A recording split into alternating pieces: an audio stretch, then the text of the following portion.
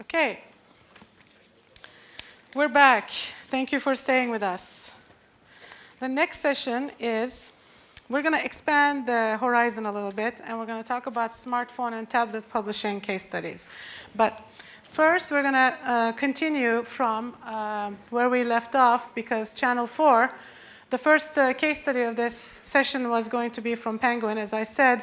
Anna Rafferty of Penguin unfortunately had an emergency, and on her way to Heathrow, he had to drive back to the hospital. So I'm really sorry to lose her, but I'm happy that we have some great people still, and you'll be hopefully still happy to hear from us. So Jan agreed to come join this session, and she will do Channel 4's publishing strategy. After that, the rest of the case studies will basically focus on different perspectives, the production and new licensing and App Store perspectives, to give you a bigger, deeper understanding of where things are and how to actually, with the final objective is how to make money with this stuff. But the panel will bring the money question to focus. So this will give you a deeper understanding. The panel will get to the money question. Okay? So without further ado, I introduce Jan Topping, New Media Commissioning Manager, Channel 4. Hello, thank you very much for having me. What I'm going to talk about today is what we've done in the space on iPhone and what we're looking forward to towards to 2011 with iPad. As a start, what we do digitally for Channel 4 in the digital space is very much about encouraging people to watch our TV shows wherever they may be. So whether it's linear TV or VOD services or download to own programs on iTunes. So that's a really important driver for all of our activities. The other two parts that we do in the digital online space is very much around... Get your hand off the screen. Sorry. We're not used to this. We don't have the right habits, so we've been warning each other. Don't wave hands and don't put... I'm going to sit on my hands for a little while, but I'm very much a hand waver, so this might trouble me in the way that I speak. The other stuff that we are very keen on is, in terms of our objectives, is trying to enhance the love that people have for our shows. At Channel 4, we're really lucky to work with and having commissioned shows that people genuinely love and feel a great deal of passion for. So it's about enhancing their experience so that they can get closer to the shows that they love. And obviously, a core objective for what we do is to build revenue, whether it's incremental revenue because people are watching more television or watching VOD episodes, but also other types of revenue, whether it's micropayments or different types of models with people buying apps or in-app purchases. So that's our sort of, I'm going to wave my hand, that's our sort of broad goals and objectives of what we do. You feel like you're imprisoned, aren't you? I do. We can put her picture on and you can wave your hands until you're showing. Okay. So where iPhone fits into that, and it is iPhone specific, although there are other devices out there, obviously we did start with iPhone this year. We set aside £100,000, just over, at the beginning of this year to do a trial, to look at what people will do around our television shows online, on device. We decided to build around 7 apps for key Channel 4 TV shows. We have most of them in development, and we've got 2 that are about to go live. It's very much a trial. It's looking at everything from what people will pay for to what they won't, to different types of apps, whether it's productivity tools or lifestyle tools, to simple disposable games or more complex and involved games for our TV shows. So I'm going to show you 2 that currently aren't live. They're due to go live next week, she says confidently, or maybe the week after. But the first one is for a cookery program that we have, which is called Come Dine With Me, which hopefully you will know and love. I'm showing you on an iPad, but it is an iPhone app. So lift up your phone toward the camera. There we, oh, sorry, beg your pardon. Is that okay? There we go. Is that better? Okay. So this is quite an involved app. It's got various elements within it. It has a dinner party planner, so you can invite friends to come and have your Come Dine With Me dinner party at your house. It's got over 100 recipes for people to cook, if you like artichoke soup and parsnip crisps, it creates a shopping list for you to be able to go to the store and buy all the ingredients you need. It also takes you quite close to the format. So within the app, there is the secret scoring game, which if you have seen the show, is a core component of the format where the guests vote and rate on how well the other people have cooked. We've got soundboards to liven up a dinner party, preferably after a couple of glasses of wine. This is from the narrator of the show. I think that's supposed to be a compliment. So there's around 50 of those for people that you can imagine after 1 or 2 glasses of wine that could get quite fun. So that's Come Dine With Me. The next is a much more simple app around one of our key comedy titles, Peep Show, which I will show you now. Peep Show is a long-running comedy programme, and we were keen to see if people would be interested in playing a very fun, disposable game related to the show, and also just simple soundboards. Socks before or after trousers, but never socks before pants. That's the rule. I think that's something for you to take home with you. Interestingly, what we've done is link each soundboard to the episode it comes from, so that people, if they wanted to, can click on that iTunes button and go and buy the episode to own themselves. So that's 2 bits that we've done, both in the paid area or as part of this trial. We've also launched some marketing apps. The one that I'm going to show you is the Jamie Egg Timer. We have a new show starting in a couple of weeks by Jamie Oliver called 30-Minute Meals, where he cooks, funnily enough, meals that take around 30 minutes to cook. Our marketing team have built this app, which is very fun. It ties into the on-air promotion, it ties into the posters that you'll see in the UK, and what it does is it turns Jamie into an egg timer. So these are the posters you'll see, and this is what you can get in the App Store. So if I say I'm going to set it for a minute, and then I press start. Let's get going then. 1 minute to go. And Jamie chats to you the whole way through. So this is supposed to be practical. You're supposed to use this for free in your kitchen when you're cooking. You can tickle his face.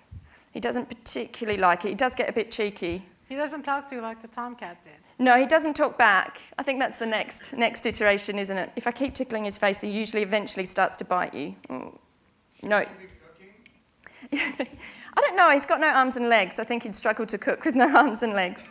So this is intended to market that program, so it'll be interesting to see. It's only just gone live this last week, so it'll be interesting to see how that performs. So they're the sort of 3 apps that I was just going to show you from in the iPhone space. What we're doing is, as I said, launching around 7 apps in this space, and then looking forward to 2011 for our wider device, smartphone, tablet strategy. I think there's 3 components that we're looking at. The first is something that I mentioned quite a few times in the previous session, which is around 2-screen behaviour.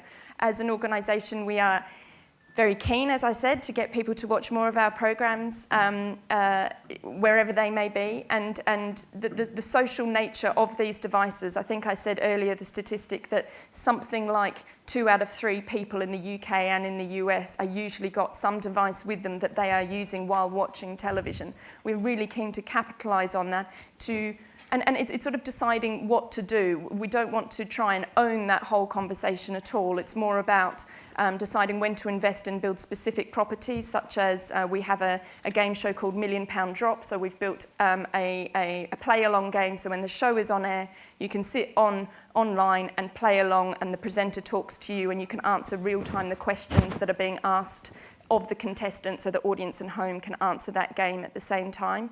And then there's also just the generic business as usual daily conversation that people have on Twitter about our shows. It's trying to look to see how we can encourage more people to join that conversation, and then hopefully from that, more people to watch our programs. So that would be the first element of what we're looking at in terms of smartphones and tablets next year.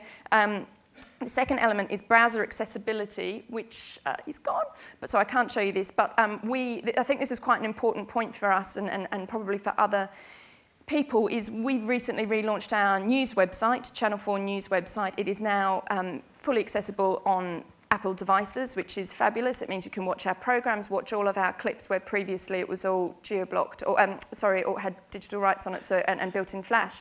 What that means for our news proposition means we have to really carefully consider why we are doing a news app and what we're going to do that would enhance the offering rather than just being a duplicate of something that's freely available on a browser. So that's a key thing for us this year.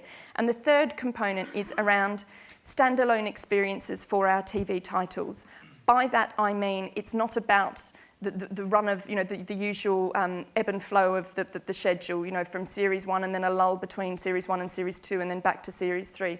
What I mean is creating experiences on device that people can enjoy at any time away from that linear storytelling cycle.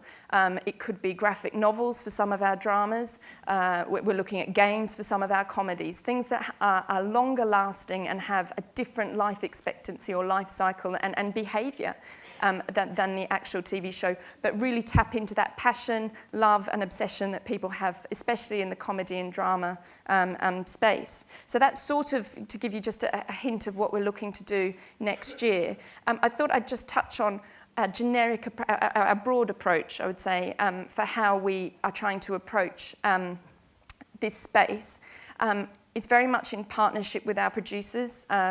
If you're not aware, Channel 4 doesn't make anything ourselves. We commission from the independent production sector. We are not building these apps ourselves. We are working with digital agencies and mobile experts within the UK, and also our creative partners who actually make these shows. It's also important for us to not go a bit app crazy. I think there's a tendency to want to app everything up and then... That's really important.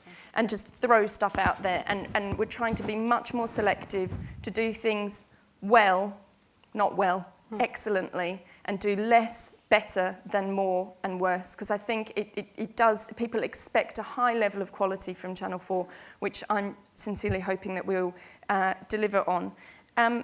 And the other thing as well is to make sure that what we're delivering and the vision for what we're creating really stays close to the creative people who know these shows. So not letting it, not becoming bogged down in the technology so much or marketing or all of these other elements that sometimes can cloud the picture. We're trying to keep as true as possible to the show, to the programme, because that's what people love and that's what people feel passionately about. And the last thing I'd probably add is around, and I've got 1 minute 14 to go.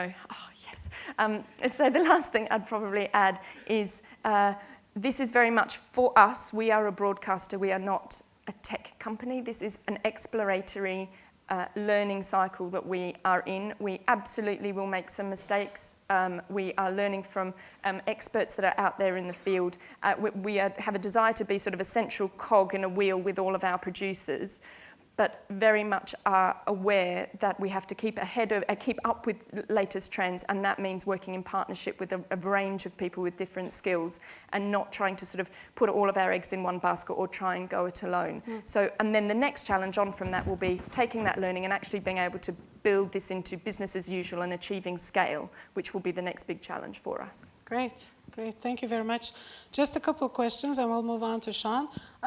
Do you feel that an iPad or a smartphone app, if it's well done and in the right place and right time, could extend your audiences, could make it more sticky, or does it create new audiences, or what is it good for? Is it good for marketing or is it good for audience building? I think it could be good for both. I think it depends on the show. I know that sounds a bit of a get-out clause. It depends on the programme. What I think we're starting to see is the use of both social media and also moving into the app space is people have a long-lasting passion for certain types of shows, especially things like comedies and dramas, that there are comedies that we as broadcasters, because we're very much in the now and what we're going to broadcast tomorrow, think are old hat. But actually our audiences feel just as much about them now as they did when they were first broadcast 20 years ago. So it's giving potentially a new lease of life to older brands. And also, if again, that comes back to the pricing model and whether it's free and whether it's freemium or whether it's paid. The overall objective, as I said at the beginning, was getting people to watch more of our television programmes. If they do that because there was the Glee app, Glee's shown on E4, which is one of Channel 4's digital channels. That Glee app helps people to watch the show more and enjoy it more. That's only a good thing. If it builds incremental revenue, then great. Great, thanks, Jen. We'll get back to, I'll leave some time for questions in the end. That's why we should move on to Sean Barable from Mobile IQ. Tell us what Mobile IQ does. Can we have the slides for Sean Barable, please? There we go. Hi, good afternoon. My name's Sean Barable. I'm the Managing Director of Mobile IQ, and we specialise in delivering mobile solutions that includes both mobile apps and mobile web. So today, what I'd like to do is give you 10 key points around what I call app wisdom. So someone once said to me that experience is learning from your own mistakes and wisdom is learning from others. So I'm hoping to give you 10 key points from our experience that will help you in your app roadmaps. So in terms of where that experience has come from, we've delivered a large number of mobile solutions for the last 5 years, a split between mobile web and more recently mobile apps for a range of large brands, BBC, Channel 4, The Guardian, The Times, etc. So I'll warn you, by the way, that I'm using a road sign analogy for the 10 slides just to provide a theme. So lesson one really was proceed with caution. The App Store environment is very much a jungle in terms of you presenting your brand on a very personal device, and they have very specific expectations of your brand on that device. And if you fail to meet those expectations, then they have some very visible and persistent methods of expressing that frustration in terms of ratings and App Store comments and social media. So it's very important that whatever you do in the App Store, you're meeting those expectations. And that also includes being clear to users in terms of what the app does versus the other channels you provide, whether it's website or otherwise. So the second point is really have a clear destination in mind. I would say 50% probably the app ideas that come to us from our clients through discussion with them and analysis we end up discounting. And just, you've all heard many crazy ideas, but you really need to think carefully about the objective for a particular application. And we find that distilling that to a simple 2-sentence app proposition really helps to keep focus and avoid feature creep, because typically everybody wants to do lots of different things in the same app. So I think with the BBC was a great example where, should we put weather into a news app? Well, the app was trying to be a breaking news app and make it very easy to navigate news, and we didn't feel at the time that including weather made sense for that particular proposition. It just did news very well.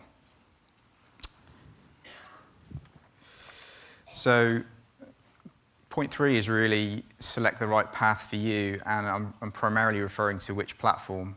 So we've talked, I think, in the previous session about iPad a lot. And I mean, Google said they can't afford to build native apps for every platform, so how are the brands expected to be able to afford that? So you really have to prioritize those platforms in terms of your goals.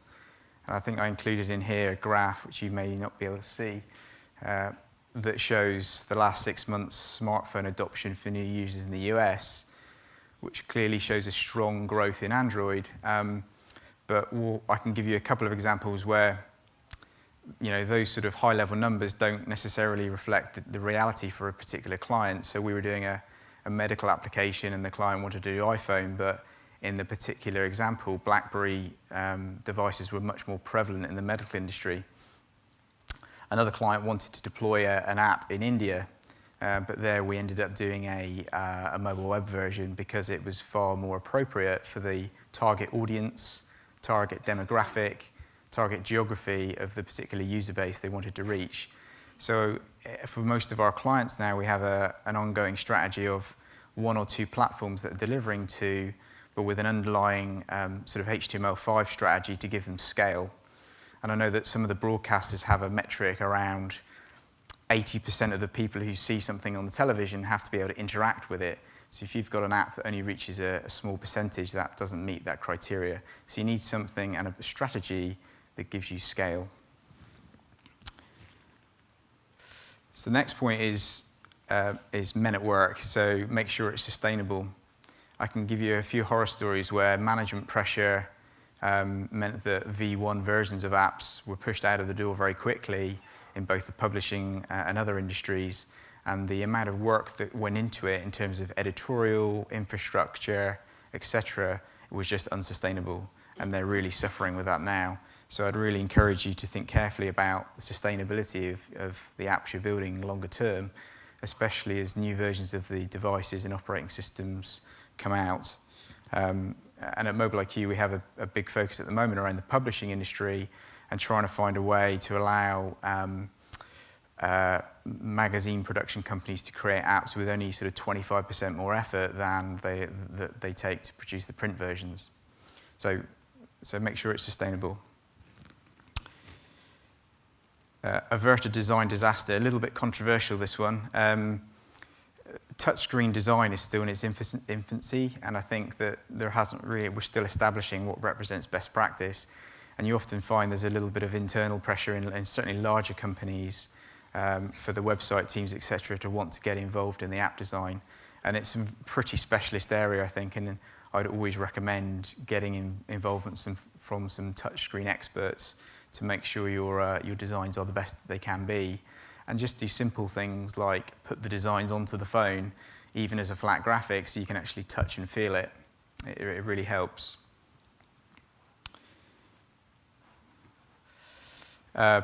Point 6 is, it's not just about the development. So this is really ensuring the predictability of app builds. So I don't know how many people in the audience have had the experience that you come up with a great idea and then some budget is thrown at it, primarily in getting 7 or 8 developers in a room locked up to produce the idea.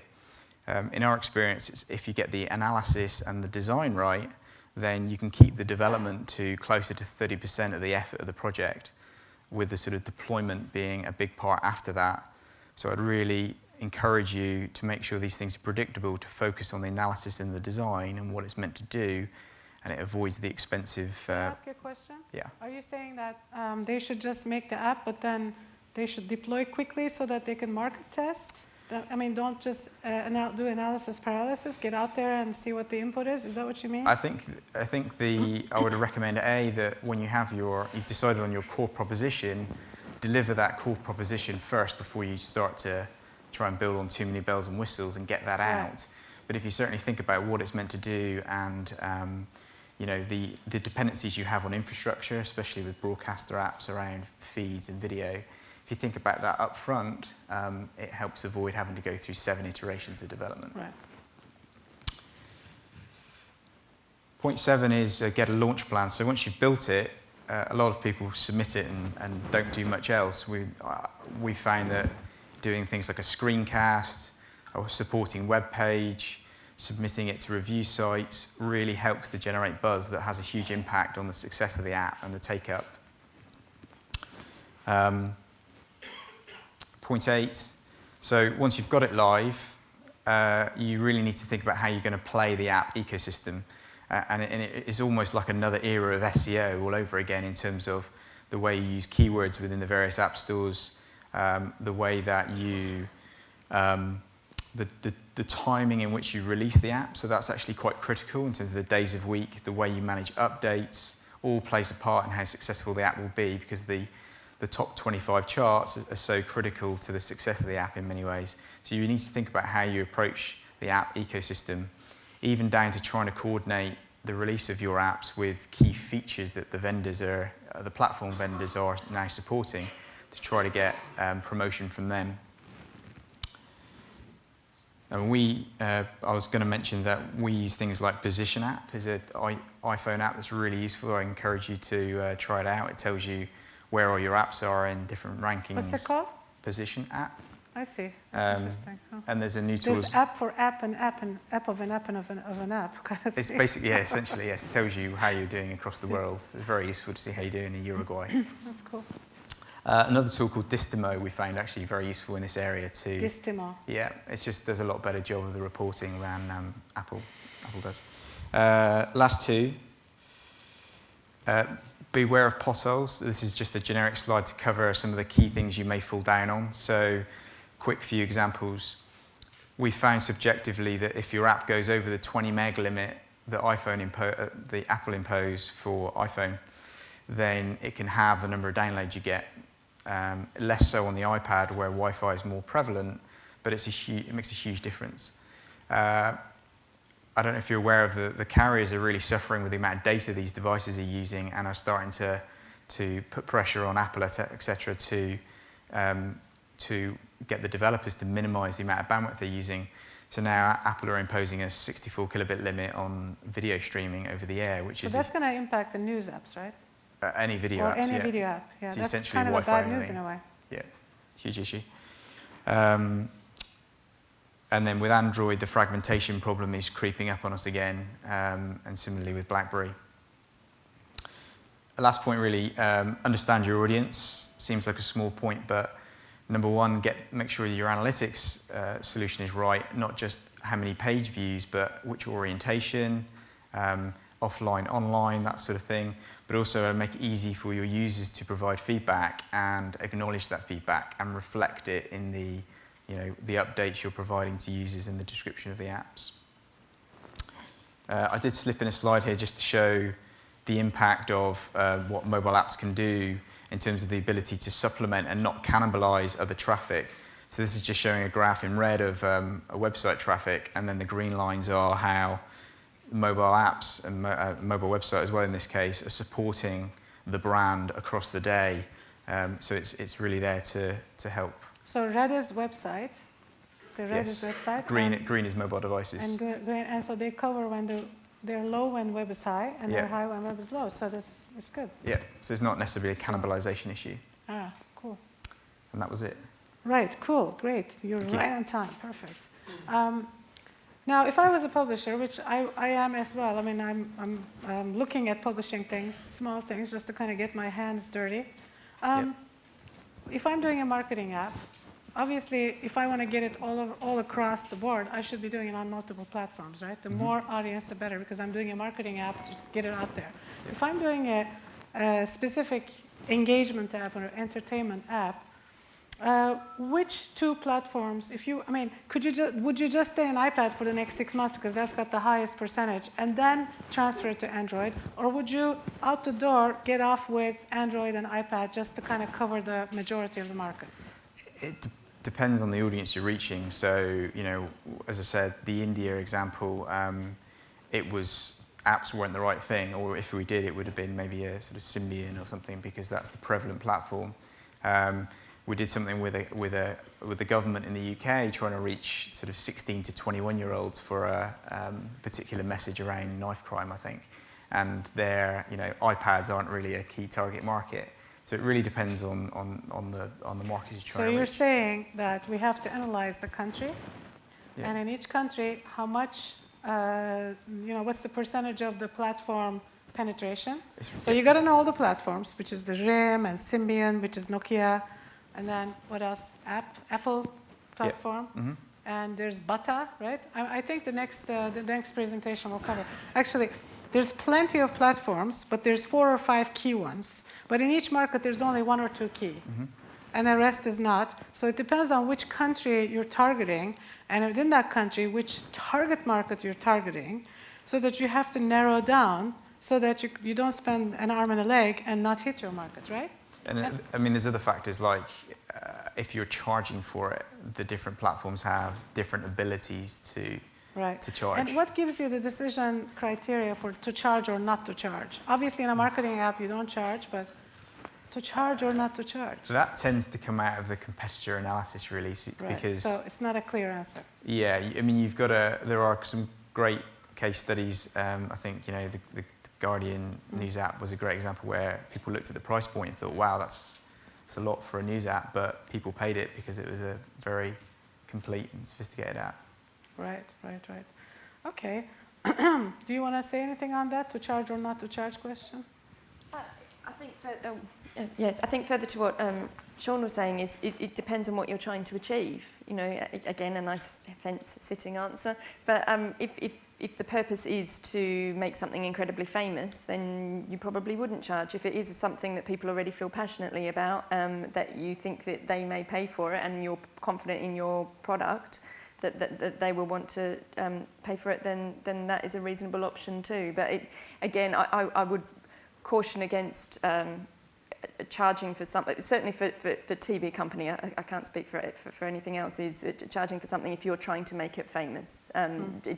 When the thing that you're trying to make famous is not the app, it's the TV show. So that's when it actually satisfies as a marketing But there's a lot of device. decisions you have to make, obviously. Is it Yeah. smartphone, 1, 2, 3, 4, iPhone, iPad, Yeah. smartphone, tablets, which platforms, Android, RIM, whatever? And also, I think, Pretty the complicated. stuff that we're looking at, certainly for iPad, the audience thing is really important. We, as media professionals, get a bit overexcited, but then you suddenly remember that this is a £400-odd device, that if your target audience is 16 to 19-year-olds, only a few of them are going to actually have access to them, or it's going to be their family's one if they do have access to them. So it's really remembering, iTouch maybe for young kids, or BlackBerry is and certainly Symbian and Nokia could be just as important. Yeah. Now we're going to go to the next speaker, but can I make a change? Because I think what Cedric is going to talk about, the app stores, follows right from that. So maybe we could do the Nokia OV store first, and then we finish with Dan. On va échanger 12 minutes, OK? Okay. So Cedric, working in Nokia France, I'm in charge of OV store. We don't hear you very well, so maybe you could, yeah. I'm working on Or OV maybe store, take the microphone especially, or something. and in charge of partnership. Can you hear him? Sorry. Can you hear me? Yes? Okay. OK. In charge of partnership with the publishers and also the merchandising inside the store. So I prepare some slides for you regarding the App Store and smartphones stories, which is very important right now for you and for us. Okay, so first, what's an App Store? First one, easy one. So this is a marketplace for mobile, mostly for mobile, mainly derived by manufacturers, even if some operators are now driving their own stores in US, AT&T, also in Europe, like Orange. This is a marketplace giving a global distribution to publishers and also a direct relationship from publishers to end users. This is something new in the mobile industry. There is a basic revenue sharing. Standard is 70-30. So this is something you can find in all solutions, all app stores. Another important point, this is not yet a mass market. Even if app stores are already successful, you have to know that this is maybe only 10% of the global mobile market on today. So 3 years ago, Apple launched its app stores, and then the market came up. So Apple Store from iPhones, from Apple, and then others launched their own solutions. So Nokia with OV Store, Google with Android Market, BlackBerry with App World, Samsung with Bada Store, and then Microsoft will come with a Windows Store in the coming weeks. So you can see basically this is the same kind of applications with a list of applications with some spotlights to display some featured applications on iPhones, Samsung, and Nokia also. Nothing different between these different platforms. Okay. Something more important maybe, this is the audience of the app stores. So I just took OV, Apple, and Android just to show you that app stores are different. OV is the Nokia store, right? Yeah, because OV we is a didn't Nokia say store, that yes. yet. Yeah. So on Apple side, you can see that this is mainly a female app store with 56% of the traffic coming from female audience. From Android market, you can see this is more a techie, geek app stores with more than 40% of the traffic. And then on Nokia side, this is more mass market store because of the positioning of the brand, of Nokia brand, which is not only providing smartphones, but providing all kinds of devices. So this is very important for you to try to match your audience with this App Store audience to maximize the success of the application. Very important. So then, just a quick overview of the smartphone market. So first, what's a smartphone? So a smartphone is basically a phone with an open OS, enabling a third party to distribute applications on the device. So this is the old definition. On today, in fact, a phone a smartphone is a phone with an app store. So app stores are now changing the mobile industry, and this is maybe the most important thing on the mobile market. Cedric, I have a dying question. Sorry Yes. to interrupt you, but maybe it'll be clear for the audience as well. You said that App Store is not quite a mass market yet. It's only 10%. What's the rest of the market? You mean for content? Yeah. But what's the rest of the 90? What's the 90%? The first. We got 4 million phones, 4 billion yes, phones. so app stores are only available on smartphones, and smartphones on today are now on the market since maybe 3 or 4 years now. So you of course have a lot of devices from all devices, and then you have a big mass of devices. It's ringtones, without- SMS, yeah, and all that stuff, exactly. right? But these devices can also be very interesting for you, for the audience, because this is maybe this is of course the largest part of the market. Okay, so I also give you some figures regarding the smartphone market share. So Nokia is still number 1 with Symbian with 40% market share. Then you can find RIM and iPhones and the others. So it's in French. The others, that means Samsung, LG, HTC, and so on, using other kind of operating system like Android, Bada, Microsoft, and so on. So this is also very important to know for the global point of view. 4 key success for the ecosystems. First one is the device, the smartphones. This is the key for the user, of course. Then you need to have a nice application store. So that means easy to use, easy to discover, a nice search engine with a nice recommendation engine, giving you the best application depending on your profile, what you bought before, and so on. You also need, of course, global and local relevant applications. So very important to have, from a manufacturer point of view, very important to have all the big brands, Shazam, YouTube, Yahoo, Microsoft, and so on, MSN. But you also need to have the key local brands, and this is very important for the success of the store. And for the last one, this is the operator data plan. So the success of the smartphones are coming from the fact that there is no bill shock issue on smartphones. You can connect to internet, you can browse, you can download applications, you can use applications, and you don't have to think about the bill at the end of the month. So this is limiting. This is maybe the one limiting the market on today, because the operators are of course controlling the access to the internet, and they are giving this kind of data plan not to all the market but only to the top end contract. So then just 2 or 3 slides on vStore. So vStore is the solution from Nokia. It's available in 190 countries on today. So it's a global one-stop shop.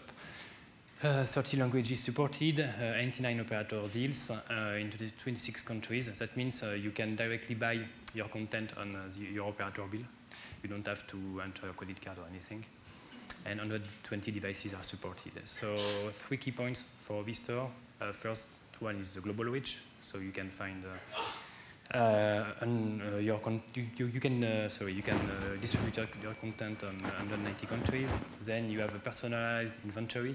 That means the content shows to the user is depending on its country, its device, and its profile. And then the locally relevant content. So there is some team in each market, each countries, managing the merchandising of the store. So changing the rating and Can I ask you a question? Yes. If I have a smartphone with an OV store on it, can I go shopping for apps in India, or do I have to be in the UK OV store, an Indian OV store? No. You can access to Indian content from France, for example. There is just one language, check, yes, issue. So you need the application need to have UI in English to be globally distributed, but the content can be in Indian, for example.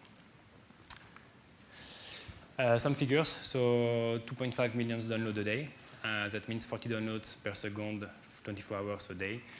Basically, 75% of the downloads are applications or games. Games are number one for purchasing, and applications are number one for free downloads. You have some partner working with us with big success.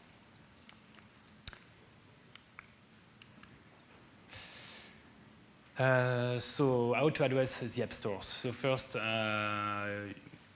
this is not be the case this year, but it will be the case in the coming years. App stores will provide you billions of potential customers.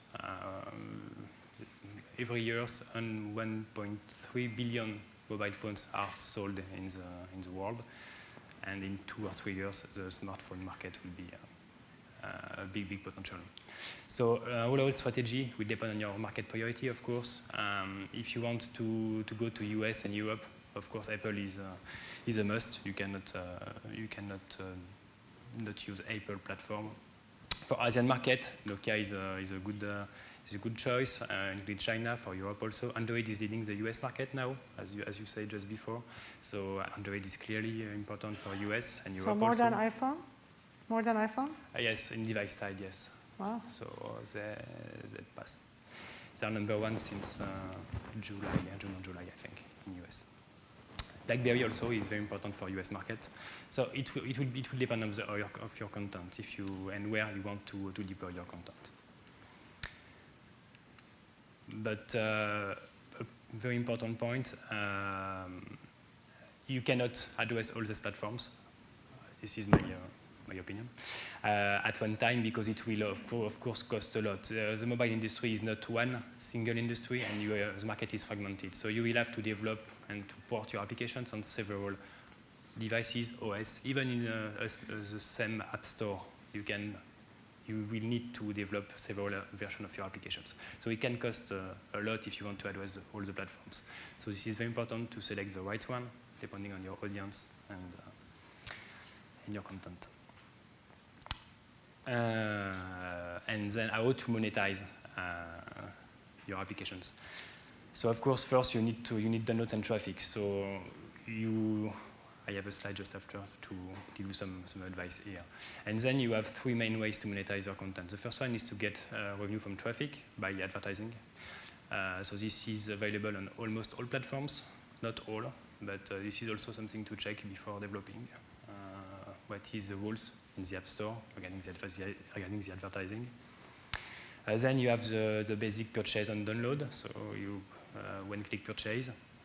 But you need, if you are selecting this one, you need to have a kind of long-term strategy on the application side to try to push a new version to generate recurrency on your business model.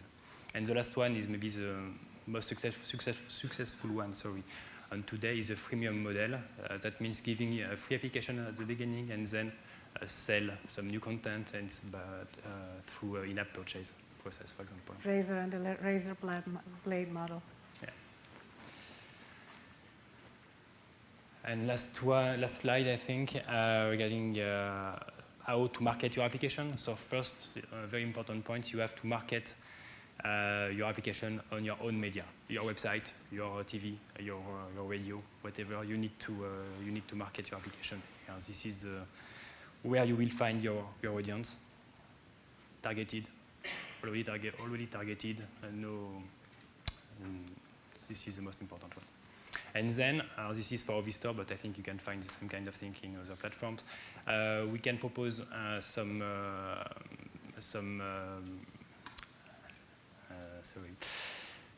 spotlights, some banners inside the store to promote your content. So inside you have some banners in the first page, and then, as I said, Vistor is locally managed regarding the merchandising. So we can have partnership to push our application on top of the inventory. Done? Thank you. Yeah, thank you very much. Thank you. Thanks. Very, very useful. Very useful. Wow, there's a lot of information there. But if I was Jen, which she's here, so I'm not, how does she work with you? How does she, if she's a publisher, broadcaster, and she wants to publish an app on Nokia and wants to distribute it on Ovi, what does she have to do? She has first to develop the application, of course, and then there is She goes to Mobile IQ and develops the application. So depending on the company, she can develop internally, or she can select some partner for the development. And then there is a web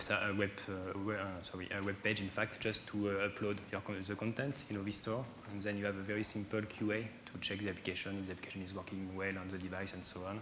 And then the application is published in the next 5 to 10 days, depending on the So do you get back quickly? And in each country, there's an OV country manager who does the Q&A check? And then no, it's a global Q&A check, okay.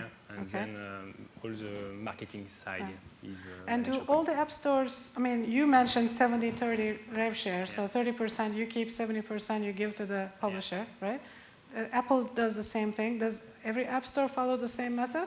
You can find some differences depending on the app store, so you have to check the TNCs.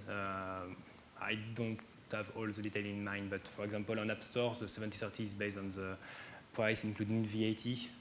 In Nokia, it's excluding VAT, so it's changing a bit at the end. You have to check that. Also, on operator billing, the operator is taking a cut on the purchase. So, yeah, it is different. It's important for the business model. So what things go wrong? I mean, what should I be worried about? If I'm an independent producer and I'm trying to get this little app of mine distributed, do I come to Nokia? I mean, assuming that I've done my market analysis, okay? But how do I get attention? Because there's Channel 4. I'm competing with Channel 4. Who cares about Farah and Cook? So how am I going to get to you or to the other app stores? So can you give me some tips? Yes. So for all the independent producers out there. I'm putting myself on the So line of here. course it's always more difficult. It's always easier with a brand to emerge on the store. So what can an independent producer do? Yeah. So I will speak for Vistore, but we have some recommendation engine. In fact, checking the ratio between the download and the number of view of your application. And if this ratio is good, you will be on top of the list. So even if the number of views is very low, if the number of downloads is important, you will emerge. So I'll have a chance of success if my app is good. So I better be damn good, since I don't have a big brand. A very important right? point. Your application have to be good. Right. Of course. If the rating of the users is not Good. Well, we'll have some more Q&A from the audience as well. I just want to move to Dan Withers from Kiwa. Kiwa is a New Zealand-based company, right? But based also in the UK as well. But your developers are based in New Zealand. And Dan is besides being a delightful individual, he's doing everything, right? He's covering development, deals, licensing. He's sort of like the glue between the publishers and the app stores and the developers. So tell us what it takes. Personal microphones, and those who brought you pictures and PowerPoint got the personal ones, so I'll come over here if that's all right. Okay. Then I'm just going to take I want to yours. wave my hands anyway. I'm Dan Withers, I'm from Kiwa Media. What we've done for a long time is post-production for film and television. We create software for that market, and we've last couple of years we've become obsessed with apps, so we are app crazy. And what I want to do today, though, my background is actually in media law, and when you're a lawyer you get brought the problems in the business. And my topic today, they've given me the problem part of it in licensing, but what I want you to take away from this brief talk is that the problems with apps are fairly small, they're very manageable, and if anything, they're transitional. We're foisted upon us because apps have come suddenly. We had all our contracts sorted out. We all knew what we were doing with our licenses. Suddenly apps arrived. We hadn't planned for them. We hadn't mentioned them, and we all squabble over them. Now, what happens when you're creating an app in publishing world, or for most of you here, producers of content, you have a sort of chain that starts with the person who creates the content and travels all the way down till it ends up with me creating the app. And on the way, there are license deals at each point.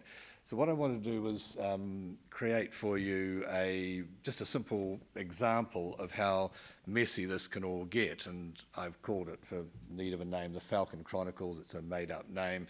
But if we imagine a story in the Harry Potter, Aragon sort of children's fantasy world, aimed at 8 to 15-year-olds, and we have an author who has written the story, she's got an illustrator in, done wonderful illustrations, taken it to a publisher, it's been published, run to several books, they've sold well, it's gone out into other markets, into Europe, into Asia, and agent publishers there have translated it.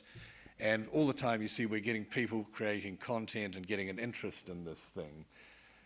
The thing's so successful that what happens next is a film studio says, we'll make a television series out of that, possibly a film. And because this is a well-rehearsed machine, as far as film and television, up to that point everything goes smoothly, all the contracts are signed, and the television series is made. And then we come to 2010 and the studio thinks, this has been wonderful, let's do a second series, possibly a film, and their marketing department says yes, and let's do apps with that. So that's a wonderful idea because you have apps at what we call the front end and the back end. At the front end you have free apps that you give away to promote the program, to get interest, to get viral marketing going. At the back end, once the program's out there and selling, you have apps that are following on. Apps can go up weekly, extracts from upcoming programs, interviews with characters, and you're selling into all the little runoffs. And if we imagine this Falcon Chronicle has a little add-on that the wonderful falcons in it all speak a language called Falconese. And this is the sort of thing that catches on. It's in online chat rooms, school playgrounds. Kids have learned to speak this imaginary language. So this looks good when the studio contacts me and says, can you make an app? I say, yes, we can do a wonderful app. We can have Falconese. You touch the screen, it goes out of English or Swedish, whatever it's in, it goes into Falconese. This will be a wonderful app. So the studio then tells the publisher what they're doing, and the publisher tells everyone, and then the lawyers arrive. Someone says, let's ask if they can do this. So, Does that you know, sound familiar? yeah, you know this won't end well. What happens then is that each person says, well, what about me? I haven't given any away apps. The illustrator says, I never said my illustrations go in apps. The author said, well, I didn't approve apps for my book. The translators around the world who've done translations in Spanish and Italian turn around and they think, well, that film went out, or the television series went out in our country in Spanish. They just pirated our translation. We didn't get anything. And the publisher thinks, well, really the television series has run off the back of our books. Really, they've had more from us than we've had in the way of book sales from them. So everyone starts looking for an angle for the ability to get something in return to saying yes to the app. When you try and unravel these things, and I do this on a daily basis, what happens is you give up. You think this is just too hard. The person with the ability to make the app is the author, and inevitably you then get me on the phone to the author saying that about that app that you want to make. Do any of your children speak Falconese? I was thinking of having them in the app voicing it, and maybe the author gets to make an app, but generally it's just a tangle, and it's so easily fixed. So I think my message to you is that at every stage, wherever you are, if you're a content producer, if you're a buyer of content, if you're a publisher, there's probably no one here today who's writing or creating content at that level, direct your mind to the issue of apps, sort it out while you're sorting out the contracts. It's just one more clause in the contract. You've already done all this for audio rights, for film rights, for television rights. It's just one more clause, but without it, it's very clear that rights to make apps don't suddenly arise. So wherever you are in the long chain that starts with someone creating content down to the app developer, the thing is always think, are we going to do apps? What areas are there for apps? And apps will be in places you haven't thought of before, pilot series for the television shows. At the moment you go out with pilots on television, it's quite laborious. You've got marketing and you've got ratings you follow. We'll move to sending that out in apps. We'll send out free apps and then you've got a direct feedback. People download the app about a forthcoming show, they see what the show's going to look like, they get to know the characters, and in-app they've got the ability to email you and tell you what they think about it. So you can go back to them if you want to. You can have a whole dialogue prior to the release of your show in a direct and digital way that you won't get from something that's as static, I think, as a pilot. So assuming we could have sorted out the thing, the next question that you might ask is, well, who gets what when you divide up the pie for the app? Now, not all apps make money, as we've had speakers indicate. Sometimes it's just a promotional app. In that case, it's a free download, but there are other apps you'll sell. You decide who gets how much by who brings what to the table. Again, there's not agreement on this yet, but what is certain is that Apple or Nokia will take around 30%. That's standardizing. I think with the Android platforms next year, you'll see competition. I think that will come down.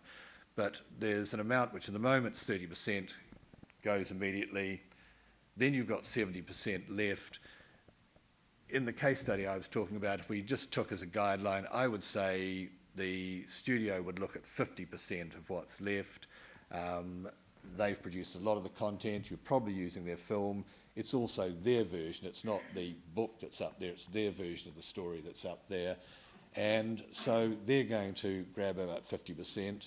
Surprisingly, the app developer, if the app developer is good, will want something in the order of 20%, which all of you will balk at, but it's a more detailed question about why. The app developer does two things.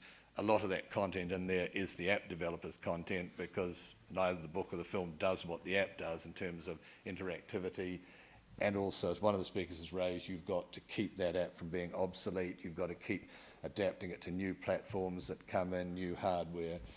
There's going to be about 30% going back to whoever created the content. Well, You mean the author? Well, that will go back to the publisher, who will then have the squabble with the illustrator and the author, and that 30% will be divided up, usually with the author doing quite well. Where the studios, for example, has created the content themselves, well, it's just really between them and the app developer. So does the original author always get a good share? I mean, does he have to fight for his rights, or does the author always get remembered? At the moment, generally the author is negotiating with the publisher, and the publisher with the person who's creating the film or the television. So the author's percentage tends to have been fought out on the model of books. So, and as we know, the authors get quite a small share of the books. Apps, they may be entitled to a better share of, but it's very early days for that. Right. I'm going to ask Jan later how she deals with producers, in that case, the author, right? The guy who runs, or producer has his own storytellers and stuff like that he shares with it, probably. Yeah, go ahead. So the way we deal with it is on a case-by-case basis and trying to keep it as simple as possible. You know, the story you've told is not unfamiliar, and certainly the concept of an app for shows that were made 15 years ago is just a foreign concept, arguably even 5 or 10 years ago. So it absolutely depends on the nature of the show. It depends on who made it, when it was made, according to our terms of trade. But our overriding goal is to work in partnership with our producers and to keep the deal as simple as possible, because remembering we've got to manage this. You know, we've got to take the money in and recoup costs and split it, you know, between all the various people involved. Well, in the book publishing business, there's something called royalty reports, right? So do you guys have to publish now royalty reports to your authors and producers? Yes, the equivalent. We're getting Apple reporting on sales. Right. And if we're handling, as we often are, the sale on the platform, then we're reporting down the chain so that each person knows on normally a monthly basis what they're getting. Where do you find that information as somebody wants to develop an app or an entertainment for those channels? Like, where do you find the reports? Where do you find the reports for this kind of thing? There's quite a high deal of confidentiality, particularly with the Apple ones, so that within the Apple Store, you're an Apple developer with a site in the store that allows you to sell apps. Apple give you information on your sales. It's very hard, and we struggle to get good information, even generic information, on sales overall. so we can look at our own sales. They won't always tell us something about the market because it can be specific. We can be doing a specific type of sale, and that may have very little application across the market. So the answer is it's hard. You get your own information in very clear detail from Apple.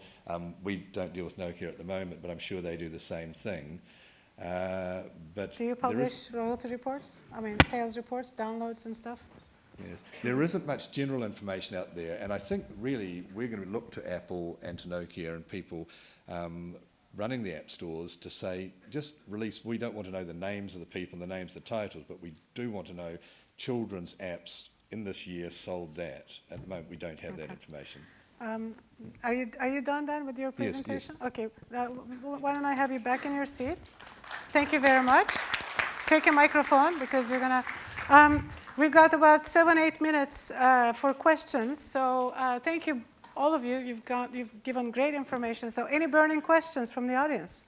Do we have microphones? Yeah, go ahead and I'll yell it out. Hi, my question is for Jen. You mentioned the in-store, in-app purchases. So what kind of stuff do you sell there to consumers? Honestly, nothing at the moment. So I was going to give you a load of old waffle and then realise actually it's better just to tell the truth. Because from the stuff that I've shown you today, some of that's not even live yet, so we're really early doors into that. The stuff that we've looked at, that we're testing, is pretty obvious for us, which is click and buy, download to own. So it's not sexy, but it is really interesting to us to see if people pay 99p for a Peep Show app, listen to soundboards, and then click and try and download that episode, and what that conversion rate is. If it's less than 1%, won't be happy. If it's a couple of percent, that could be quite interesting. If it's higher than that, then that will be really, really interesting. The other stuff that I've really looked at, which sadly the Apple platform doesn't support at the moment, but I'm really hoping that they will in the future, is mobile ringtones. So they support music mobile ringtones, but not ringtones of non-music. Shows. So quotes from shows. That used to be a thing a few years ago. Do you get that in Ovi? Yeah. We used to do quite well out of that, and people loved it, having quotes from shows, and I'm really keen to see if that's a thing because of the ease of use of the Apple platform. So Ovi does it because Ovi knows the mobile ringtone business. Yes. I mean, Nokia knows that. I'm going to ask you guys to ask questions, but you guys to answer quickly so we can get a lot of questions. That wasn't quick, was it? Sorry. That was pretty quick, but could be quicker, but that was a good answer. Thank you very much. Any other questions? Any other? I had a question. Yeah? Okay. I guess one of the big issues that not all of our clients are broadcasters, but one of the biggest issues a lot of our clients have had is the Apple terms, for example, with the quite onerous liabilities. And question perhaps for Dan is, what do you think the broadcasters should be worried about, or how do you mitigate some of the terms you have to sign up to before doing apps? I think your biggest single problem is ownership of the content. When you're a broadcaster, you might be dealing with, for example, a publisher. If you ask to cite the contracts that have given the publisher the right contracts going back through to authors and things, they'll refuse. So you have to take in an indemnity. I think wherever you are on the chain making the app, as the app developer, we do this, we say you must indemnify us that you have the right to do this. That's scary stuff. Everyone up the chain should do that, and then you've got to look at the quality of the person giving that indemnity. And that's, in essence, do you guys one get problem. afraid of having to pay? I heard that, I haven't gone through the Apple App Store and publishing an app yet, but I heard that Apple asks for $1 million of indemnity insurance. Does that scare you off? No, because we've got quite a long-running relationship with Apple and have been selling programs through iTunes for a good few years now. We've got quite a good relationship with them.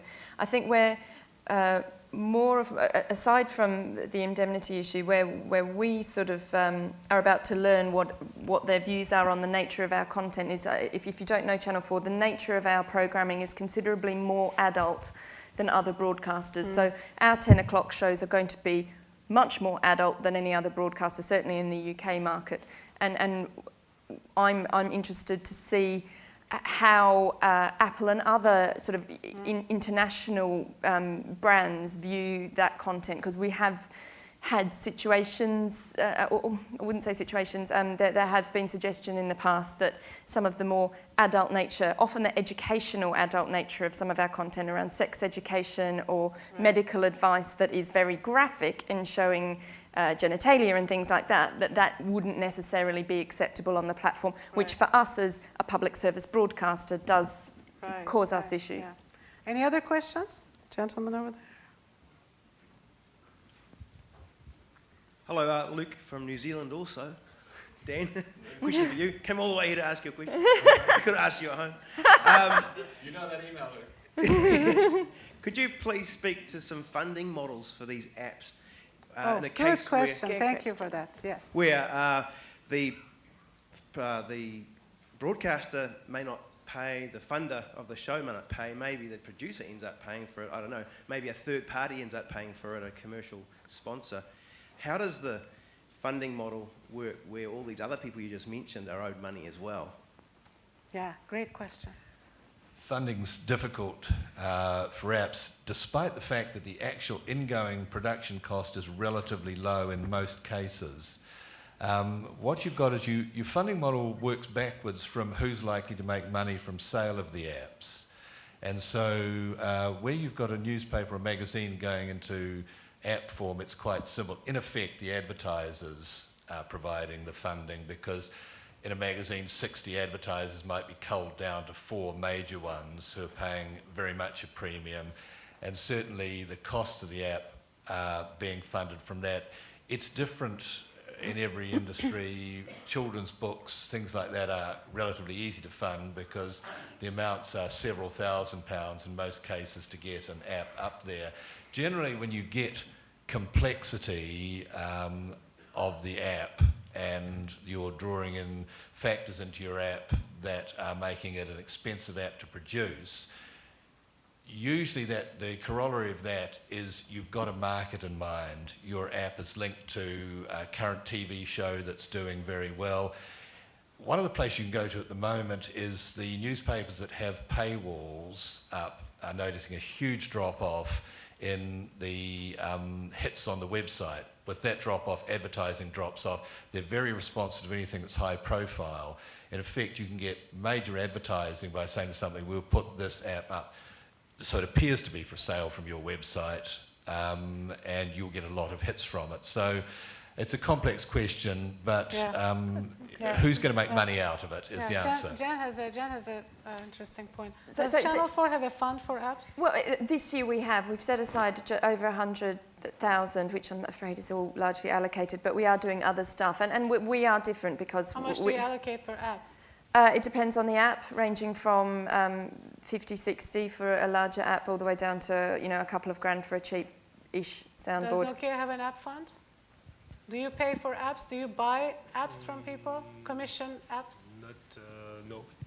We can have some partnership based on barter deal, this kind of thing. So app stores are not really commissioners yet, right? Can I answer just on your point on funding models? It's just an interesting point because I think broadcasters are in a different situation. But I have heard of an interesting model from a couple of production companies who tried the same model and it all worked for them, which was no one put any money up. So the digital agency that was building the app built it for free.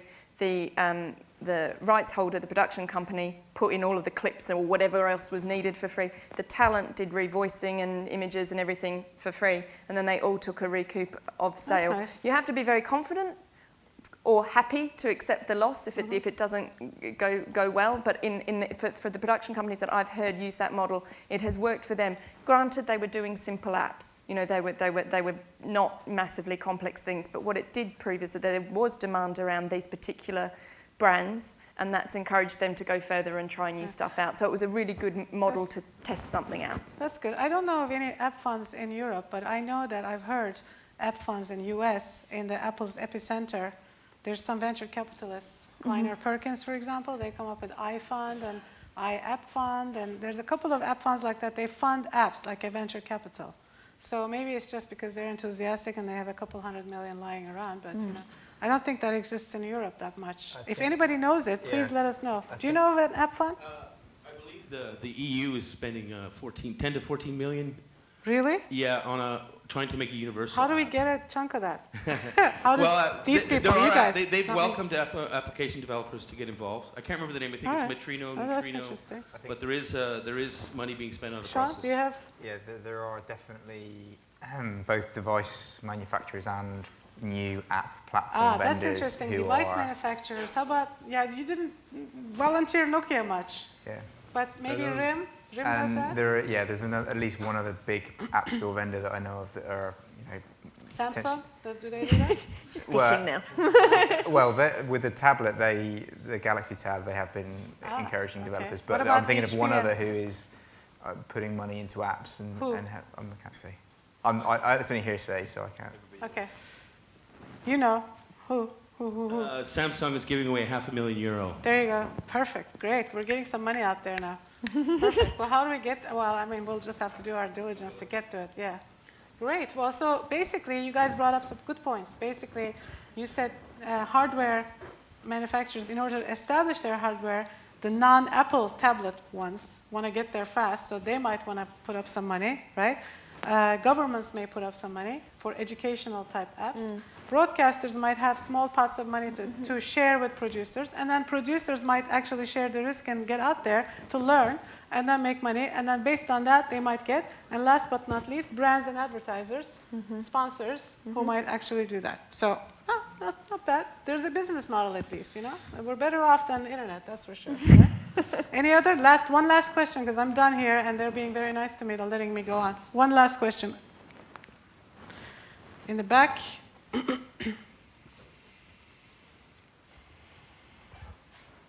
Hi, I wanted to ask about other tablets other than the iPad. We heard a figure earlier of 50 more tablets coming.